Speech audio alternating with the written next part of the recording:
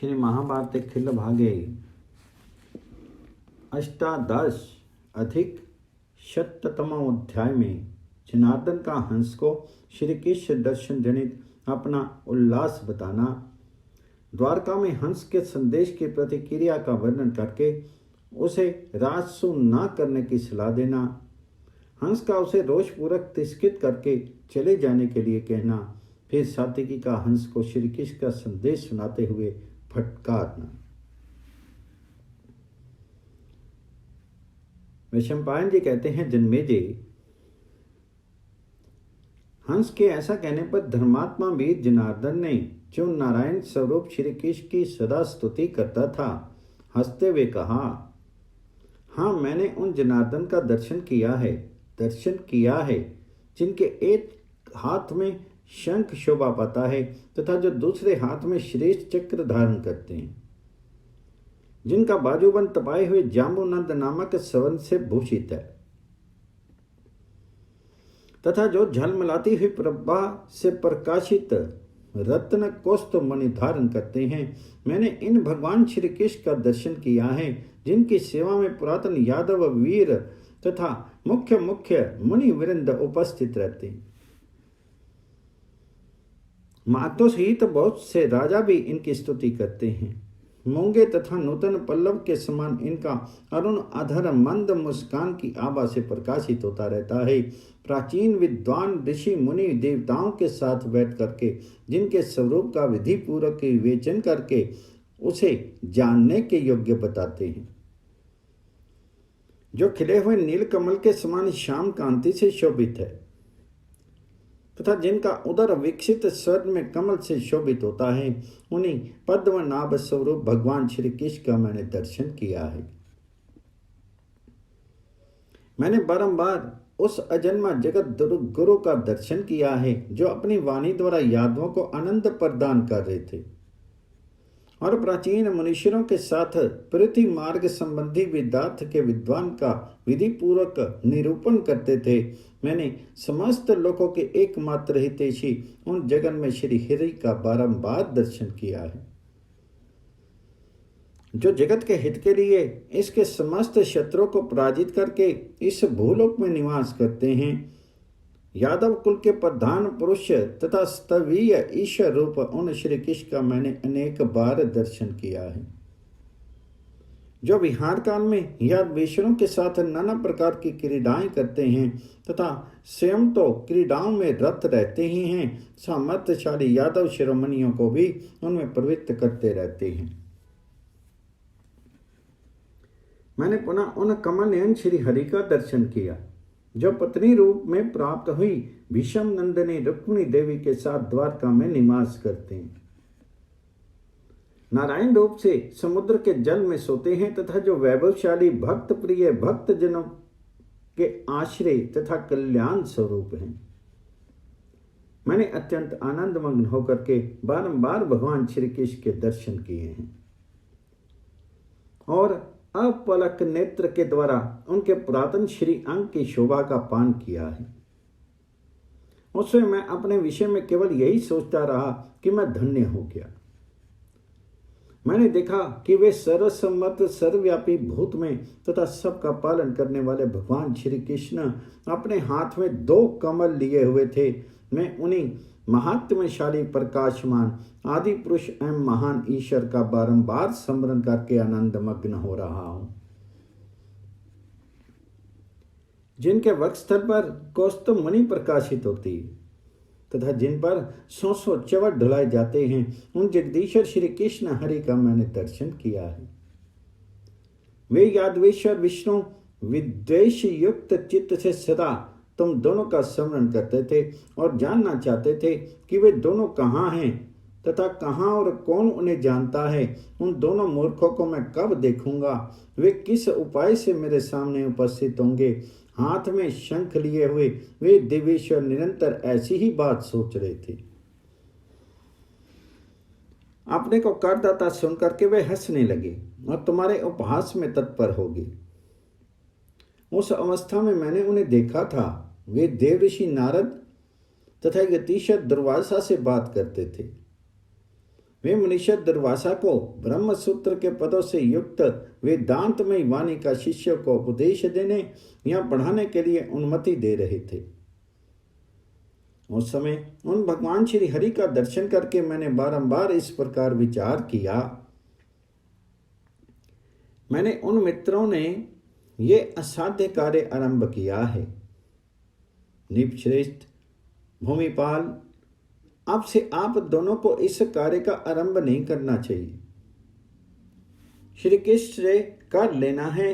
ये तुम्हारी बात जब वहां समाप्त होगी तब भगवान श्री कृष्ण ने तुम्हें कैद करने की बात सोची थी। ये सारा वृत्तांत सात्विकी ही तुम्हें बताएंगी। जनार्दन की ये बात सुनकर के हंस ने कुपित होकर के कहा। हंस बोला, अरे ओ ब्राह्मण के बेटे, ये तुम्हारे मुख से कैसी बात निकल रही है? तीनों लोगों को जीतने की इच्छा करने वाले हम दोनों वीरों के आगे कहने के लिए क्या तुम्हें यही बात मिली है? लीला विधान के ज्ञाता श्री कृष्ण तुम्हें माया से चक्कर में डाल रहे हैं। उनका दर्शन करके तुम्हें मन में यह महान भ्रम ही उत्पन्न हो गया है। जो शंख चक्र गदा शांगर धनुष और वनमाला से भूषित हैं, सब और फैले हुए यश को धारण करते हैं, सूतों और मागधों द्वारा की गई स्तुति मात्र से जिनके बाहुबल का कुछ पता चलता है, जो अत्यंत अद्भुत यश की राशि हैं और अपने पराक्रम से लोक को अलंकित करते हैं, जिनके 4 भुजाएं हैं, जो सेनाओं से घिरे हुए तथा वृष्णि और यादव कुल के सम्मानित पुरुष हैं, उन वृष्णि वीर श्री कृष्ण का दर्शन करके तुम चक्कर में पड़ गए हो। आहो, उस चक्रपाणी के दर्शन से आज तुम्हें भ्रम हो गया। महाराज, मंदमते विप्र, इस समय भी ये दुर्बुद्धि कृष्ण तुम्हें चक्कर में डाले हुए है। उसकी जो इंद्रजालिकता अर्थात बाजीगरी है, वह तुम पर भी प्रभाव डालती। विप्र, ये तुम्हारा भ्रम जनित चापल्य ही प्रकट हुआ है।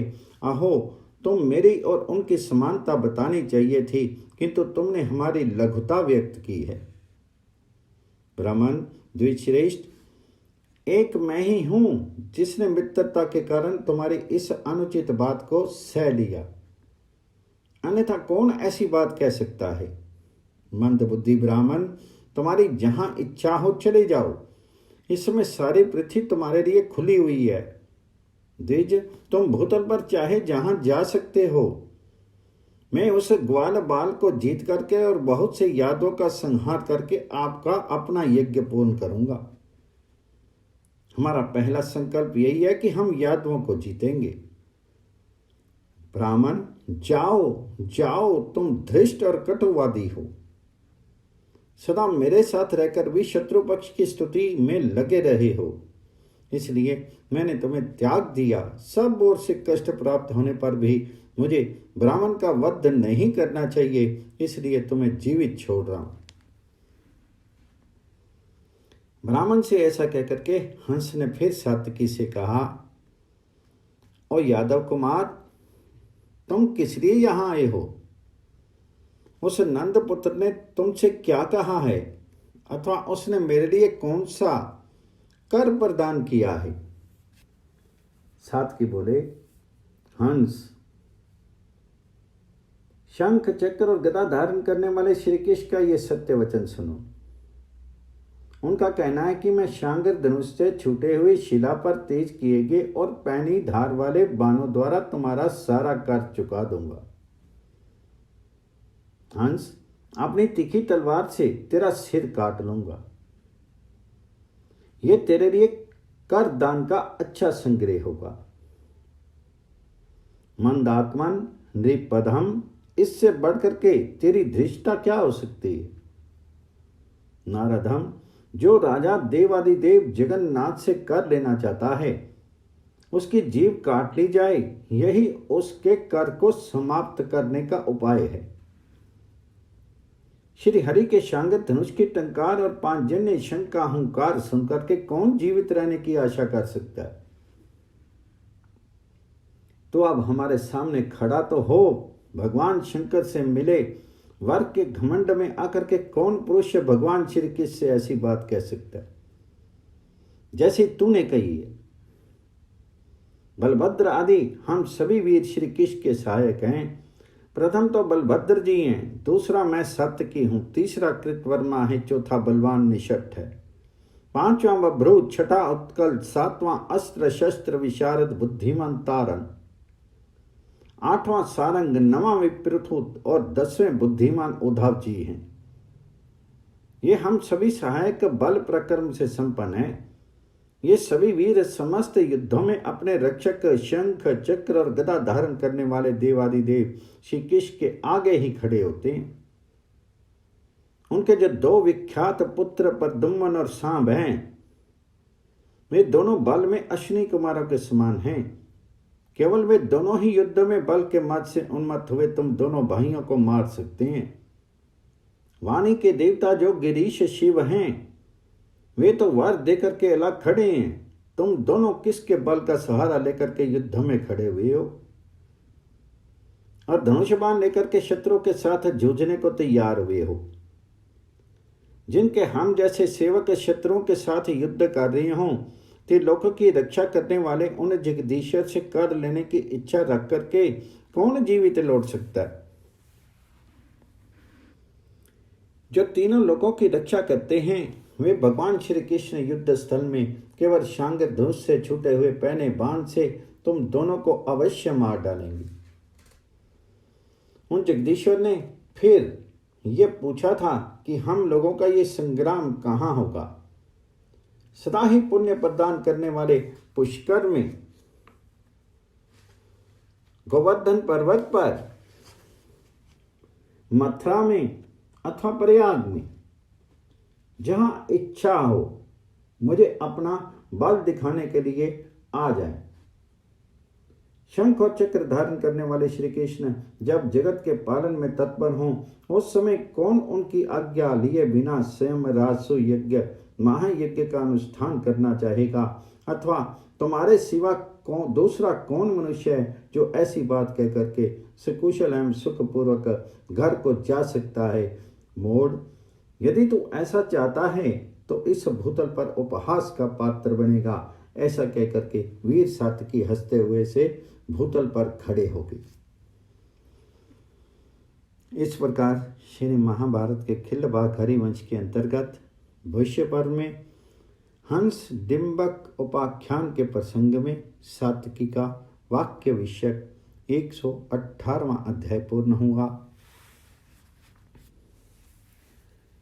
119वें अध्याय में हंस और डिंबक के सात्यकी के प्रति रोषपूर्वक वचन तथा सात्यकी का उन्हें वैसा ही उत्तर देकर के द्वारका को प्रस्थान।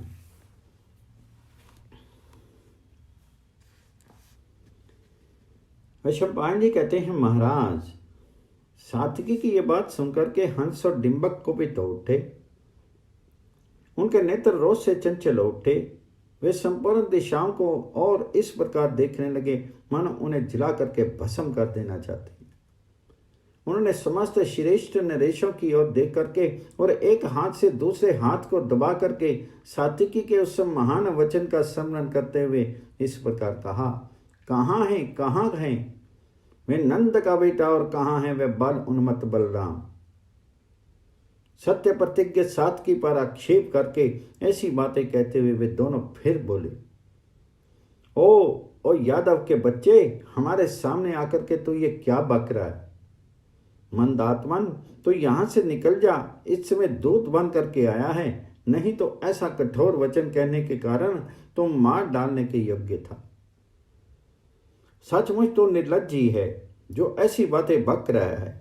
हम दोनों नरेश इस संपूर्ण जगत का शासन करने के लिए उद्यत हैं। मनुष्य लोक में कौन ऐसा पुरुष है जो हमें कर न दे करके जीवित रह सके? हम समस्त ग्वालों और बहुसंख्यक यादों को कैद करके उनका सर्वस्व उनके रूप में ग्रहण करेंगे अतः नारद हम तो यहाँ से चला जा। तुम बहुत अंट शंट बकर है, किंतु क्या किया जाए, दूत बन करके आया है इसलिए अवध्य है। भगवान शंकर ने हम दोनों को वर दिया है और वे ही हमारे अस्त्रों के भी दाता हैं। संग्राम में जाते समय दो महाभूत हम दोनों की रक्षा करते हैं। हम लोग उस ग्वाले को जीत करके अपने पिता से राजसूय यज्ञ कराएंगे। तुमने जिन सहायकों के नाम बताए हैं वे सब के सब युद्ध में अत्यंत ही कायर हैं। मैं रणभूमि में सेना सहित उन सब को मार करके फिर केशव को पराजित करूंगा। इस समय धनुष्य बाण धारण करने वाली विशाल सेना का संग्रह करना है। वह प्रास मुसल कवच आदि से संपन्न होगी। उसमें सहस्त्रों रथ होंगे, जिसमें रथ वीर आरूढ़ होंगे। वह सेना गदा और परिघ आदि अस्त्रों से भरी पूरी होगी। उसके पास बहुत से ईंधन होंगे तथा वह प्रचुर बल एवं साधन से संपन्न होगी। ऐसी भयंकर वाहिनी युद्ध के लिए कूच करे। सेना नायकगण चारों ओर से इसकी देखरेख करे, तो अवध्य रहकर ही चला जा। तुझे यहां मृत्यु से भय नहीं है नरेश्वर। कल परसों तक हम लोगों का पुष्कर में संग्राम होगा। उस समय हम समझ लेंगे कि श्री कृष्ण और बलराम में कितना बल है।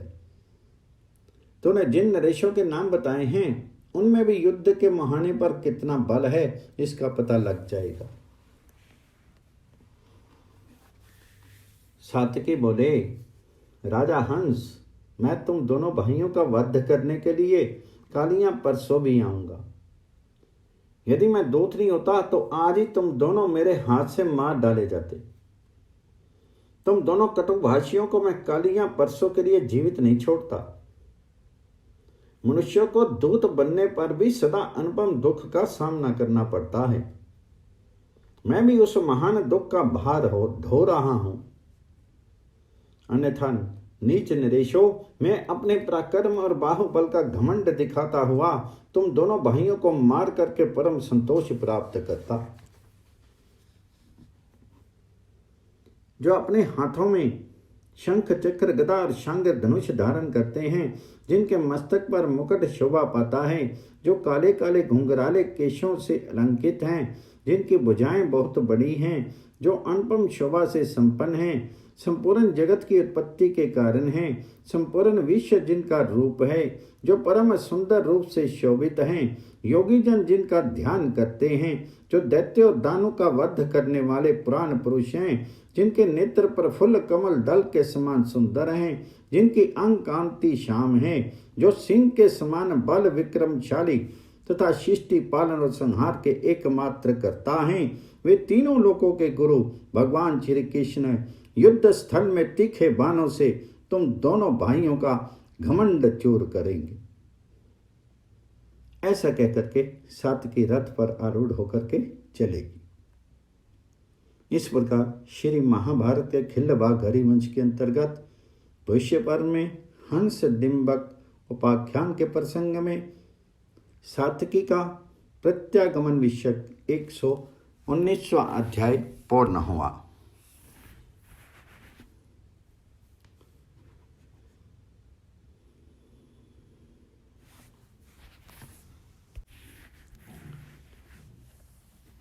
श्री महाभारत के खिल्ल भागे भगवान श्री कृष्ण तथा यादव सेना का पुष्कर तीर्थ में जाकर के हंस और डिंबक की प्रतीक्षा करना। वैशंपायन जी कहते हैं, जन्मेजय, श्रीवंश शिरोमणि सात्यकी ने श्री कृष्णपुरी में प्रवेश करके उनसे हंस और डिंबक का सारा समाचार ज्यों का त्यों कह सुनाया। तदंतर निर्मल प्रातःकाल आने पर हाथ में चक्र और गदा धारण करने वाले केशी हंता केशव ने समस्त सेनापतियों से इस प्रकार कहा, रथ हाथी और घोड़ों से युक्त सारी सेना को युद्ध के लिए तैयार करो। उसके साथ अनेक भैरी पणव और बाजे भी होने चाहिए। प्रास, खड्ग और परिघ आदि अस्त्र शस्त्रों से वह सेना संपन्न होनी चाहिए। ध्वजा, पताका, अलंकार तथा अन्य आवश्यक उपकरणों से सारी सेना को सज्जित किया जाए। तब बहुत अच्छा कह करके श्री कृष्ण के अधीन रहने वाले उन सेनापतियों ने सब कुछ उसी प्रकार किया। वे पुरुष प्रवर वीर कवच धारण करके रथ पर आरूढ़ होकर के सुदृढ़ धनुष लेकर के सेना के आगे आगे तीव्र गति से चलने लगे। राजन, महाबली सात्की भी धनुष हाथ में लेकर के अद्भुत शोभा पाने लगे। वे क्रोध में भर करके आगे आगे चले। अन्य श्रेष्ठ एवं शूरवीर यादव भी महान आयुध लेकर के सिंहनाद करते हुए तीव्र गति से चल दिए। भगवान श्री कृष्ण दारों के द्वारा सुसज्जित किए गए रथ पर आरूढ़ होकर के भार सहन करने में समर्थ भयंकर शांग्र धनुष और बाण लेकर के प्रस्थित हुए। उस समय उनके हाथों में शंख, चक्र, गदा, बाण और उत्तम खड्ग शोभा पाते थे। उन्होंने हाथों में गोचर्म के बने दस्ताने भी बांध रखे थे। वे पीतांबरधारी जनार्दन नूतन जलधर के समान श्याम कांति से शोभित थे। उनका वक्षस्थल कमल पुष्पों की माला से आच्छादित था। वे रथ पर बैठ करके आनंद मग्न ब्राह्मणों के मुख से अपनी स्तुति सुनते हुए जा रहे थे। जहां तहां सूत, मागध और बंदी जन उनके गुण गाते रहते थे। उनने सारी सेना को एकत्रित करके उत्तर दिशा की ओर प्रस्थान किया। पांचजन्य शंख को अपने मुख पर रख करके केशव ने संपूर्ण प्राण शक्ति लगाकर उसे बड़े जोर से बजाया। उसका महान शब्द प्रकट करके वे शत्रु के भय की वृद्धि करने लगे। श्री हरि के बजाने पर उस शंख राज पांचजन्य ने महानाद किया। उसका वह शब्द पृथ्वी और आकाश में सब और व्याप्त हो गया। पांचजन्य शंख के उस प्रकार बजाए जाने पर दूसरे दूसरे वीरों ने भी शस्त्रों शंख बजाए। बहुत सी भैरियां और मृदंग भी बज उठे। वर्षा ऋतु में जोर जोर से गर्जना करने वाले मेघों की भांति वे मृदंग आदि बाजे अनुपम गंभीर स्वर में बजने लगे। इस प्रकार समस्त यादव सैनिक पुण्यवर्धक पुष्कर तीर्थ में आ पहुंचे। वे निर्श्रेष्ठ यादव वीर युद्ध के लिए हंस और डिंबक की प्रतीक्षा करते हुए उस पुष्कर सरोवर के तट पर ठहर गए। सभी आदमियों ने वहां सेना की छावनी डाल दी। सब लोग अपने अपने लिए स्वीकृत कुटी और मठ आदि में सुखपूर्वक गए। उस शोभाशाली सरोवर को देख करके भगवान गोविंद ने भी उनके जल में आचमन किया और वहां रहने वाले श्रेष्ठ यतियों को नमस्कार करके हंस और डिंबक के आगमन की प्रतीक्षा करते हुए उनके तट पर सुखपूर्वक बैठे। वे भगवान श्री कृष्ण वहां सब और ब्राह्मणों की वेद ध्वनि सुन रहे थे। इस प्रकार श्री महाभारत के खिल्लबाग हरिवंश के अंतर्गत भविष्य पर्व में हंस और डिंबक के उपाख्यान के प्रसंग में श्री कृष्ण का पुष्कर में प्रवेश विषयक 120वां अध्याय पूर्ण हुआ। 121वें अध्याय में हंस और डिंबक की सेनाओं का पुष्कर तीर्थ में प्रवेश। वैशंपायन जी कहते हैं, राजन, तदंतर हंस और डिंबक भी विशाल धनुष लिए रथ और ध्वजा सहित पुष्कर तीर्थ में गए। उन दोनों के आगे दो बड़े बड़े भूत चल रहे थे। वे इतने भयंकर थे कि संहार करने के लिए उद्देश्य से जान पड़ते थे। उन्हें अपने सारे अंगों में भस्म रमा रखा था और वे जोर जोर से सिंहनाद करते थे। उनके ललाट के प्रांत भागों तक फैली ही त्रिपुंड की रेखा शोभा पाती थी। वे दोनों रुद्राक्ष की मालाओं से शोभित थे। उन्हें देख करके ऐसा जान पड़ता था मानो दो दूसरे रुद्र संपूर्ण लोगों का संहार करने के लिए आगे हों। निपचेष्ट उन दोनों के पीछे पीछे सैकड़ों सैनिक चल रहे थे। हंस और डिंबक की 10 अक्षौणी सेनाएं वहां आ गई थी। महाराज, उन दोनों के साथ विचक्र नामक पर्ताकार दानव भी था, जो उन बलशाली बंधुओं का पहले से ही मित्र था। वज्रधारी इंद्र भी उनके आगे आकर के ठहर नहीं सकते थे। महाराज जन्मेजय, देवताओं और दैत्यों के संग्राम में उस महान वीर ने देवताओं पर चोट करते हुए वहां देवराज इंद्र को भी पराजित कर दिया था। पूर्व काल में इस विचक्र ने प्रभावशाली भगवान विष्णु के साथ युद्ध किया था और द्वारकापुरी में जाकर के श्रेष्ठ यादवों को बड़ा कष्ट दिया था। उस समय युद्ध उपस्थित हुआ सुनकर के कई लाख परिघधारी दानवों से घिरा हुआ वह दैत्य वृष्णि वंशियों से द्वेष रखने के कारण हंस और डिंबक की सहायता करने के लिए उद्यत हो गया।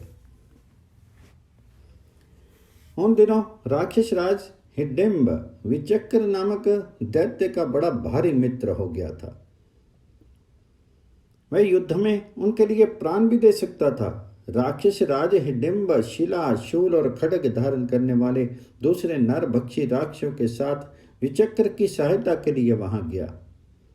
महाराज अपने हाथों में शिला और मरिग लिए 88,000 राक्षस उस हिडिंब के अनुगामी होकर के वहां गए थे। भगवान श्री कृष्ण पर चढ़ाई के लिए जाते हुए हंस और डिंबक की विशाल सेना वहां सब ओर से दैत्य समूहों तथा राक्षसों से मिश्रित हो गई। वह अत्यंत अद्भुत और महाभयंकर सेना तीनों लोगों को भय देने वाली थी। विचक्र नामक दैत्य के साथ ये दोनों हंस और डिंबक श्री कृष्ण का अनायास वध करने के लिए पुष्कर तीर्थ को गए। तदंतर यादवों के साथ हंस और डिंबक के युद्ध का समाचार सुनकर के जरासंध ने उन दोनों नरेशों की सहायता नहीं की। उसने सोचा कि ऐसा करने से मुझे पाप लगेगा। युद्ध में जाते हुए हंस और डिंबक के साथ वे शीघ्रतापूर्वक पराक्रम प्रकट करने वाले नरेशगण भी पुष्कर को गए। वे सब के सब सिंहनाद करते हुए परस्पर कहते थे कि राजाओं, पहले मैं ही श्री कृष्ण के साथ युद्ध करूंगा। इस तरह सैकड़ों नरेशों ने श्री कृष्ण से युद्ध करने की बात कही। इस प्रकार बातचीत करते हुए वे श्रेष्ठ नरेश पुण्यवर्धक पुष्कर तीर्थ में जा पहुंचे। तपस्या में बड़े चढ़े ऋषि मुनि उस तीर्थ का सेवन करते हैं। पुष्कर ही वह प्रथम तीर्थ है जो तीनों लोकों में अत्यंत कल्याणकारी बताया गया है। पृथ्वीनाथ, राजा जन्मेजय, पुष्कर तीर्थ और पुंडरीकाक्ष भगवान श्री कृष्ण, ये दो ही ऐसे हैं जो दर्शन और स्पर्श से सारे पापों का उच्छेद करने वाले हैं। निश्रेष्ठ पुष्कर और पुंडरीकाक्ष, इन दो का ही श्रेष्ठ मुनि तथा महामनस्वी देववृंद सेवन करते हैं। निश्रेष्ठ वे दो ही सब पापों का नाश करने वाले हैं। वे दोनों जहां एक साथ हो गए थे वहां वे सब नरेश उपस्थित हुए। उन सब ने वहां विस्तृत यश वाले परम पुरुष भगवान विष्णु हरि का तथा ब्रह्मा जी के द्वारा सेवित पुण्य स्थान पुष्कर तीर्थ का दर्शन साथ ही किया। नृपश्रेष्ठ जन्मेजय, तुम भी अपने मन से पुष्कर तीर्थ और भगवान श्री कृष्ण को नमस्कार करो।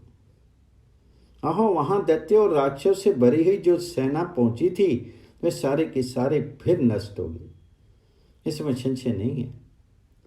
वह सेना अनेकानेक भैरी, पणव, झांझ और नगाड़ों की ध्वनि से व्याप्त थी। नाना प्रकार के वाद्यों की ध्वनि से मिश्रित राक्षसों के सिंहनाद से गूंज रही थी। प्रजानाथ, उस सेना ने पुष्कर सरोवर के तट पर पहुंच करके युद्ध के लिए उपस्थित हुए देवेश्वर श्री कृष्ण का एक दूसरे को दर्शन कराया। इस प्रकार श्री महाभारत के खिल्लभाग हरिवंश के अंतर्गत भविष्य पर्व में हंस डिंबक उपाख्यान के प्रसंग में युद्ध के लिए हंस और डिंबक की सेना का पुष्कर तीर्थ में आगमन विषयक 121वां अध्याय पूर्ण हुआ।